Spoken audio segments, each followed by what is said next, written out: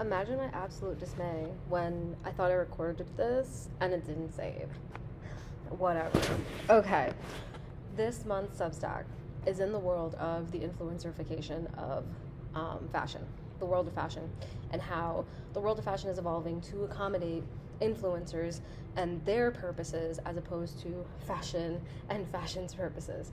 So, one of the focal points I want to talk about is Miu Miu as this kind of like reference point for what we're seeing happening, because I do find what we're seeing happening really, really interesting, but particularly disappointing. So first things first, right? The Miu Miu girl, as she came to be, was not synonymous with the cool girl. Was the Miu Miu girl cool? Yes. But was she the cool girl? No. She was not the it girl of her time, per se. She was a it girl of her time, but she was not the it girl of her time. I want you to think about Paris Hilton and how Paris Hilton is the it girl of her time. That's a fact that's going to be hard to argue with because she was. And she still kind of is low-key, right? So take Paris Hilton, the status that she had and kind of what she represented. And I want you to think about how that representation is not the equivalent of the eccentric Miu Miu girl, this intellectual sexiness almost, right? It's not the same thing. Paris Hilton is just sexy, right? That's kind of her appeal, is that she's a blank slate in a lot of ways. So when Miu Miu then got conflated with Pink and ballet core and all the like Sandy Liang-esque clothing that was coming out in the 2021s and 2022s, Miu Miu got lumped in because she shared a certain vibe and aesthetic. But I feel like because she got lumped in, she got really watered down. And I mean Miu Miu. Now, this is not in defense of Miu Miu because they're making their own choices and they're affiliated with Prada at the end of the day. That's Prada's little sister. And there's lots to say about the fashion industry writ large. It's not something I'm talking about today. That is a topic for a different day, beloved. That is a lot of words. We don't have the time for all that. What I do want to say is that fashion has a legacy of being exclusionary. That is a fact, right? I'm not trying to say that it needs to become more exclusionary because influencers are monopolizing fashion. Not necessarily. What I do think needs to happen is that the people that we are giving access to should at least have an interest in fashion. Is that a really like pissy kind of statement? A little bit. Because if we're going to come down to it, the fashion girlies are not interested in fashion. They're not sitting at home researching fashion. They're not reading up on WWD or InStyle or any reporting outlet that does fashion or any business of fashion. Like, they're not doing that. Their job is to stick to trends, spot trends, do the trends, and sell things to make money. That's literally the whole job, is to influence. And the way in which you influence modernly, unfortunately, is not dictated by your own personal interests. Take it from somebody who's right now trying to figure out what a brand identity looks like online, how much it's evolved from the time in which I was doing this back in 2014, 15, 16. And now it's so night and day. I was like, truthfully, online, your real personality cannot live if you're creating a brand, because the brand trumps that, right? Everybody is their own brand these days. And so I'm not saying that. I'm saying that because the people who have brands to think about are in the market of selling in order to like bolster that brand, it's not conducive to somebody who has a genuine curiosity or a genuine passion for the thing, because you cannot be passionate about the thing in the way you particularly want to be, which then creates a sort of template of sorts where there's a step-by-step guide of how to be a particular kind of person. There's a step-by-step guide of how to be a fashion girly, because there's already a book of things to reference. Go scroll through TikTok, scroll through Instagram, look on Pinterest, like, you know what I mean? Like, there's already resources for this kind of thing. So whatever makes you unique in this regard does not matter. And that's not what fashion is about. That's not what like, base level, fashion is an art form. And as an art form, it is to be respected as a creative practice, not some shallow aesthetic piece of whatever. Fashion is life. Like, and I don't mean that as I don't mean that in the particular way you might be thinking. I mean it as fashion is a mirror of life. Fashion is representative of the world in which we are living in. It is cultural, it is political, it is economical. Like, there are so many ways in which fashion is the moment. And to water it down simply to trend cycles and cheap clothing, plastic clothing, and things that are just literally to create online buzz, to generate like real world buzz in order to turn a profit. I'm thinking about C.O. Bigelow and how many people were standing outside C.O. Bigelow. For what? For what? We know that those headbands hurt and they're ugly. Like, it's not a one size fits all, and that's what makes it so great, is that it is specific to you. Carolyn Bessette Kennedy, the way she dressed is not going to look good on you because you don't have her exact body measurements. You don't have the context in which she lived her life to make that work on you. It doesn't work that way. The same way that, like, you get dressed every day and you think about your day and you go, okay, am I going to go to the gym today? I have work today, so I have to make sure I wear closed-toed shoes, or whatever the case may be. That's the way in which you're supposed to get dressed. And then you can play within those parameters. Everybody has their own set of parameters, and we can go beyond and extend because that's the fun of fashion. But to decide that everyone has to do it exactly by this textbook doesn't make any sense, because that's not how things are done. Like, take two designers, take two creative directors in the same fashion niche of like luxury fashion. They're not doing the same thing, right? Fashion is an individual experience, and it should be, like, rightfully so. That's the entire point. And clothing is not neutral. Clothing is not neutral. That's the other thing, is that clothing, modernly, we're living in a time in which authoritarianism is on the rise and fascism is on the rise, and clothing is reflecting that. And so to eat, like, even more so, I want to double up on that. It's even more so insane to follow the trends, considering that a lot of what is permeating the internet is tainted by an authoritarian ideology and a fascist ideology and regime. Like, inherently, you're not doing the thinking that they already don't want you to do. The same tweed jackets that I'm seeing on the press secretary. I don't even know her name anymore because I can't stand her so bad. But Miss Press Secretary, that's 28 years old, that girl.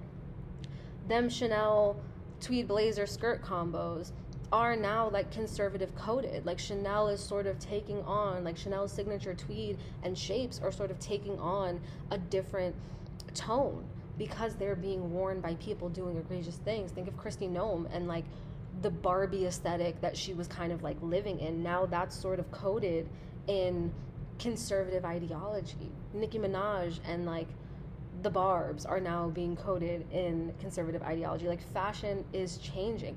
One of the really interesting things I didn't add into this is the way in which like alt fashion is becoming mainstream, and how Alyssa Liu becoming like this beloved figure just for her personality and like who she is made alt in a way feel more safe and more mainstream.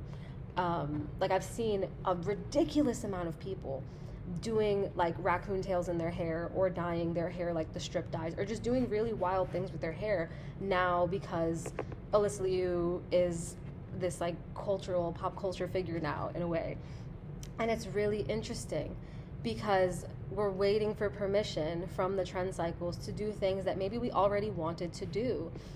Or we're basing what we do next on something that's pre-curated for us and we're not having any independent thought about. Both ways, it's incredibly sad. And I fall victim to this too. Something that I've been wanting to do for years is dye my hair like a Neapolitan calico, like chunky Y2K highlight situation. And I haven't done it because I'm scared people are going to look at me weird. I'm scared it's not going to look good on curly hair, which in and of itself is a perspective. Like, why am I already assuming that my curly hair is not going to look good? The clothing I want to wear. I'm a very eccentric person, right? I want to wear like loud prints, loud colors, things that don't necessarily like match on their face. Like, that's kind of my vibe. Oversized clothing. Like, I love being in big clothing. Do I wear colors and patterns with frequency? No, because it feels outside of the norm these days in a way. Like, everybody is playing it very, very safe, because that's the norm in fashion. That's the norm in influencer culture right now, are like grays, beige, neutral, navy, blazers, slacks, khaki, like all the stuff that is like, who the fuck wants to wear that? And it is informed by the economic state of the world, right? We're living under capitalism, and we're living under oppressive capitalism at this time. So we're all working all the time. So we need clothes that are sufficient for work and sufficient for everything else that we do. I understand economically how we got here. But if we look at it from a cultural perspective, we should be seeing now the most eccentric people walking out and about in those, like, can't tell you the last time I saw a trad goth person in real life. I can't tell you. And that's a shame. And that's a shame, because it is a formative thing to like have your own personality. I feel like we're losing the art of that. We're losing the art of that through influencers, and putting influencers front row at New York Fashion Week, or any fashion week for that matter, really, really demeans what the fashion is actually trying to say. I can't love Miu Miu's display of, I don't know why I'm calling them smocks, aprons. I can't love that, because last year they had Kylie Jenner open their show, and it felt it doesn't make sense, but that's something they have to do in a way to pander to the audience that's changing.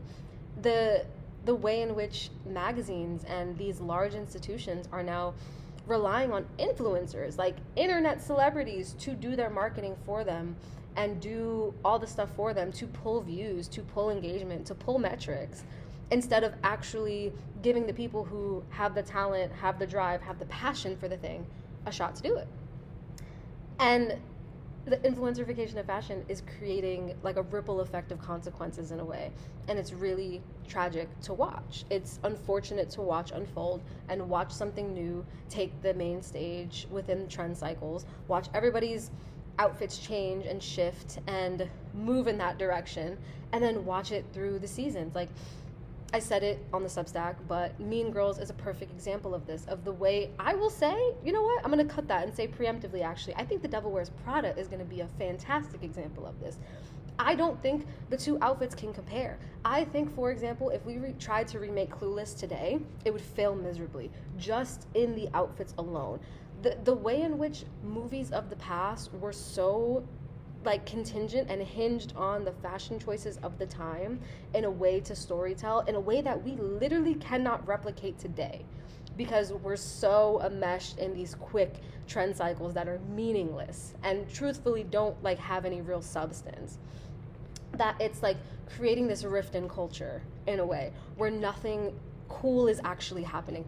People have diluted themselves into thinking that the cool girl, the it girl, is this like clean girl, slick back hair, beiges, blazers. Those, like, we've diluted ourselves to think that that's it. But really what's cool is just like deciding you like something and wearing that thing, and figuring out how to style that thing because you like that thing.